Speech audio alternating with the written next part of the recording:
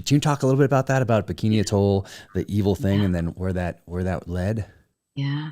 Well, I mean, isn't it amazing that Manhattan Project scientists themselves considered the thermonuclear bomb, not to be confused with the atomic bomb, right?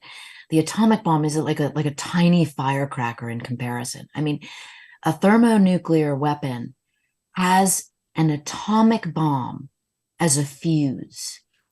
Fuse, right? Like the atomic bomb explodes inside the thermonuclear bomb to make that power.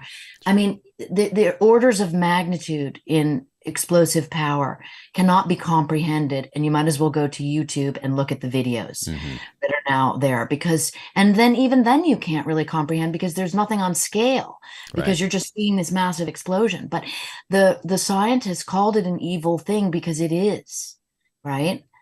And for my forthcoming book, which I can't yet talk about, I interviewed Richard Garwin, who designed the evil thing for Richard Wow. Teller. Okay.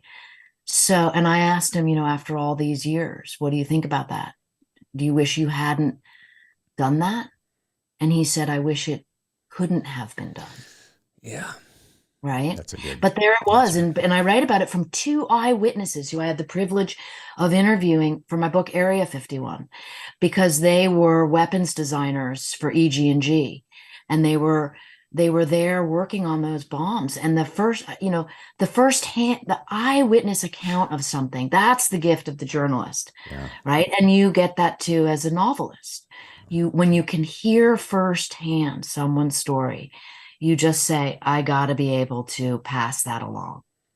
In this last book, I did a little research into what the Soviet Union, some of their largest tests, and some of them were just declassified recently, like our side learning about it and then Mhm. declassified. There was one over Siberia. I forget the exact year, but I incorporated it into my last novel. And it wasn't even the largest that they could have tested, and they tested it in Siberia. I forget the exact year, but I mean, I remember growing up seeing the videos that you talk about. They're now on YouTube, but they'd be incorporated into a TV show or into a movie or something like that in the '80s.